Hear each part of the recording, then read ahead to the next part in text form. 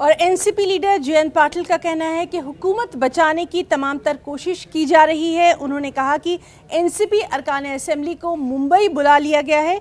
उन्होंने ये भी कहा कि शाम 5 बजे एनसीपी अरकान असेंबली की अहम मीटिंग है।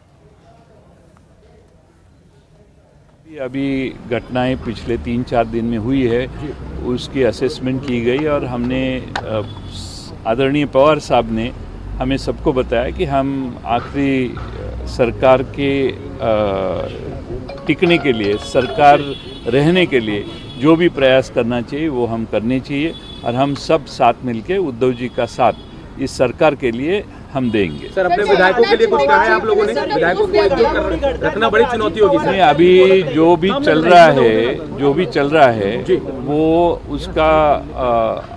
उसकी इन्फॉर्मेशन सारे विधायकों को देना भी आवश्यक है। इसलिए पार्टी का प्रमुख के नाते मैंने उनको सबको आज 5 बजे चौहान सेंटर में एक हॉल लेके हमने उनको निमंत्रित किया है। सिर्फ एमएलए नहीं, एमपीज भी है और हमारे फ्रंटल के ऑर्गेनाइजेशन के प्रमुख भी है। वहाँ उनकी बैठक होगी और ये सारी चीज़ों के बारे में उनको मार्गदर्शन किया। और इस सब के बीच शिवसेना रुकने असेंबली नितिन देशमुख